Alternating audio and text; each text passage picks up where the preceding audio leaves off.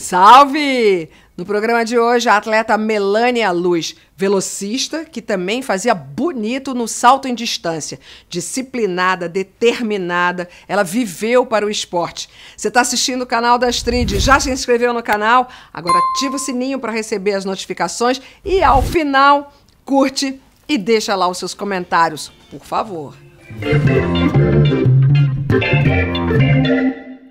Melânia Luz, um nome luminoso que faz parte do primeiro time feminino de atletismo do país. Foi atleta da delegação brasileira nas Olimpíadas de Londres, 12 anos depois de Jesse Owens mostrar ao mundo que o esporte é para quem tem talento, garra e determinação, isso em plena Alemanha nazista. Melânia tinha todos os atributos de um bom atleta e mais a força para lutar contra o racismo estrutural da sociedade brasileira. Ela se tornou referência e motivo de orgulho para os atletas negros do Brasil. Seus pais, o militar João Batista da Luz e a dona de casa Maria da Luz, moravam no Bom Retiro, São Paulo, quando Melânia nasceu em 1928, 40 anos depois da abolição da escravidão no país. João era um instrutor de escoteiros e São Paulino de coração. Sempre que podia, arrastava a família para ver os jogos dos estádios da cidade. Melânia tinha um irmão mais velho, José, funcionário da prefeitura de Guarulhos. Bom Retiro, um dos bairros mais antigos de São Paulo, já passou por vários momentos. Próximo da Estação da Luz, é um lugar estratégico para o comércio e de boas-vindas para os imigrantes, entre eles italianos, judeus, coreanos e bolivianos. Isso até hoje, tá? Com 17 anos, Melânia e a família moravam no Canindé, perto da primeira sede do São Paulo Futebol Clube, onde ela começou a treinar. Melânia tinha um vento dentro dela, gostava de correr. Nessa época, o ensino de educação física e esportes, assim como o ensino técnico e profissionalizante, eram sistematizados e priorizados pelo regime de exceção do Estado Novo, a ditadura de Getúlio Vargas. Melânia conseguiu conciliar a carreira esportiva com a de patologista ao longo da vida, um feito raro num país com poucas ofertas de oportunidades. Além de ter sido a primeira mulher do quadro de atletismo do São Paulo, era reconhecida pelo exímio talento em salto em altura e corrida de 100 e 200 metros rasos. O tempo era curto para dar conta de tantas atribuições. Ela terminou o antigo ginásio em uma escola particular com a ajuda de uma bolsa de estudos e logo emendou num trabalho como técnica de laboratório. O tempo dedicado aos treinos ficava mais para os finais de semana. A profissão de patologista, que exerceu até se aposentar, garantiu dinheiro para o sustento da casa. Ela trabalhou em um hospital estadual e na Santa Casa da Misericórdia, no setor de citopatologia, o estudo das células. Melânia tinha um técnico rigoroso, o alemão Dietrich Gärtner, um dos responsáveis pelo sucesso do atletismo do São Paulo Futebol Clube nos anos de 1940. Gärtner era fogo, ele puxava muito a gente para treinar. Apesar do rigor do técnico alemão, que exigia muito dos seus pupilos, a turma do atletismo era muito unida e sempre arranjava um jeito de se divertir. O grupo só aumentava e, aos poucos, foi recebendo os reforços de outras atletas negras, como Wanda dos Santos e Deise Jordelina, um ambiente que abria espaços para o amor.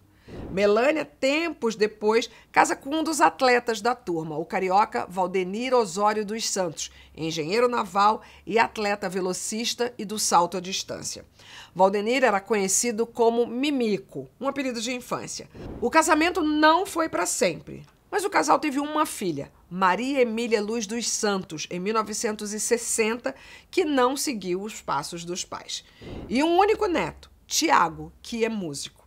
Maria Emília conta que a mãe era muito rígida na criação, mas muito boa, muito disciplinada, levava uma vida saudável e regrada, sem fumar, beber ou usar drogas. Não à toa, teve pulmão para correr até na terceira idade. Melânia era boa em salto e altura, mas fazia diferença na prova de 100 metros e 200 metros rasos. A grande adversária era Benedita Oliveira, atleta do Palmeiras, uma rivalidade que só acontecia nos campeonatos nacionais. Quando as duas representavam a seleção brasileira, eram grandes parceiras. Ela participou ativamente dos campeonatos paulistas e brasileiros dos anos 1940 e 1950, sempre pela equipe do São Paulo Futebol Clube, uma atleta fiel ao clube que era o preferido do pai. Um comportamento muito comum aos esportistas da época. No futebol, os jogadores eram conhecidos pelo time onde jogavam. Pelé dos Santos, Garrincha e Nilton Santos do Botafogo e Zico do Flamengo. Um tempo onde se falava em amor à camisa do clube. Viveu essa época? Ela treina pesado para participar do Campeonato Sul-Americano que se realiza no Rio de Janeiro em 1947. Conquista medalhas de bronze nos 100 metros e prata nos 200 metros e no revezamento 4 por 100 metros. 2 anos depois, Melânia conquista o ouro em outro revezamento e prata nos 200 metros no Campeonato Sul-Americano em Lima, no Peru. A participação das mulheres no esporte acompanha a ampliação do espaço feminino em várias outras atividades. Até então, o que prevalecia era a ideia do sexo frágil e uma penca de preconceitos associados ao comportamento e limitações da mulher. Supostas sempre, né? Para se ter uma ideia do descalabro, somente em 1879 as brasileiras puderam frequentar o ensino superior. Imagina! Foi preciso muita luta para romper as múltiplas barreiras sociais. O advogado e deputado federal Rui Barbosa foi quem primeiro defendeu a presença do exercício físico no currículo para as mulheres na reforma do ensino de 1882. Mas a participação das mulheres em todas as modalidades esportivas, em campeonatos regionais, nacionais e internacionais, só é liberada a partir de 1979. Parece mentira, né, não? Só em 1979, logo ali, eu já era nascida, já era menina, já estava correndo na rua.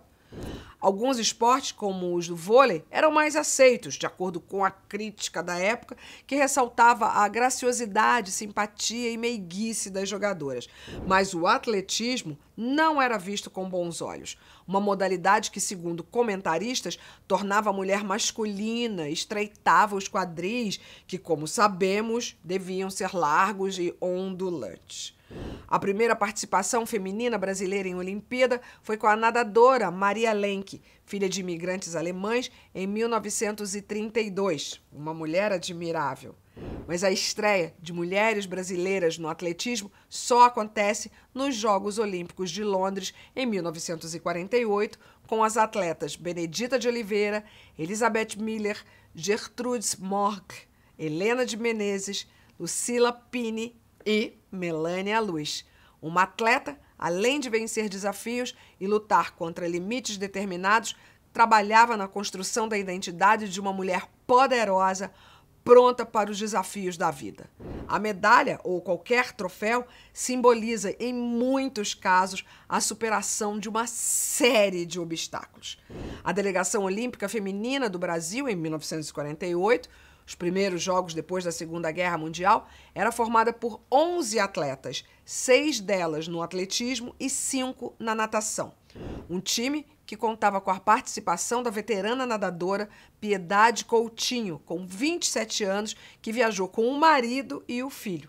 Piedade ficou em 5º lugar no final do nado livre, aos 15 anos, nas Olimpíadas de Berlim.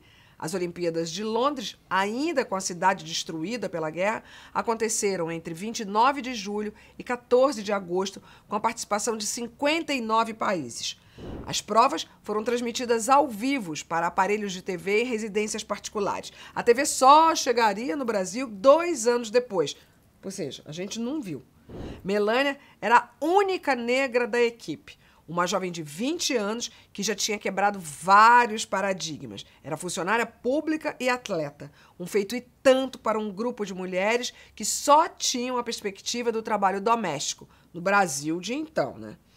O alemão Gerner técnico de Melânia, no São Paulo, foi também o treinador para a apresentação dos Jogos Olímpicos. Melânia correu os 200 metros rasos, mas não se classificou para as finais. Ela ainda correu o revezamento dos 4 por 100 metros com Benedito Oliveira, Elizabeth Clara Miller e Lucila Pini. O quarteto, que já tinha batido o recorde sul-americano da prova, não aguentou a concorrência das adversárias europeias e foi eliminado na etapa antes da final. A participação da equipe feminina na Olimpíada já representava um feito e tanto. Para mim, já são vitoriosas. As condições de treinamentos e preparo físico por aqui não chegavam aos pés das possibilidades das estrangeiras. Melânia se tornou um exemplo para todos como a primeira brasileira negra a participar de uma edição dos Jogos Olímpicos. Eu fiquei na história, eu também competi, não é que me deixaram. Uma atleta que abriu portas para muitos outros. Referência, orgulho e estímulo para os atletas negros do Brasil. Melânia sofreu preconceito em algumas ocasiões, mas por parte de colegas do que de treinadores, como ela gosta de lembrar. Algumas atletas, descendentes de imigrantes alemães do Esporte Clube Germânia, atual Esporte Clube Pinheiros, disfarçavam o preconceito de cor. Em alguns casos, faziam questão de estabelecer diferenças no tratamento e no convívio. Ela sentiu isso de perto com Elizabeth Clara Miller, companheira nas Olimpíadas de 1948, um constrangimento olímpico. Nesse mesmo Germânia, Melânia e outros colegas negros também sofreram preconceito ao mergulharem na piscina do clube. Nunca me entrosei com essa turma, só quando tinha competição mesmo. Que nem quando tem Troféu Brasil, Sul-Americano. Aí a turma tem que treinar junto, né? Digo, cada um na sua. Melânia se referia às atletas do Clube Germânia. Naquela época, entre a Primeira e a Segunda Guerra Mundial, algumas associações esportivas da cidade de origem germânica tiveram que fechar as portas. A situação ainda ficou mais grave com o crescimento do nazismo na Europa. Sócios e funcionários dessas associações alemãs, principalmente, migraram para outros clubes, como Dietrich Gärtner, técnico de Melânia, que foi para o São Paulo Futebol Clube. Melânia é um símbolo de resistência e pioneirismo. Ela fez com que outras atletas acreditassem no esporte como um caminho possível. A paixão pelo esporte e o atletismo em particular sempre esteve na vida de Melânia. Mesmo depois de encerrar a sua participação de profissional no atletismo, ela continuou competindo em campeonatos para veteranos até 1998, com 70 anos de idade. Melânia morava com a filha e sofria do mal de Alzheimer, quando morreu no bairro de Santana, na sua querida São Paulo. Melânia é uma mulher admirável e essa é a vida dela. Você que está no canal já se inscreveu? Por favor, inscreva-se no meu canal, ativa o sininho para receber notificações, porque tem sempre material novo chegando e assim você pode ser avisada. E também faça o seu comentário. Já falei, eu sou daquelas que gosta de ler um comentário, de curtir, de responder. Por favor.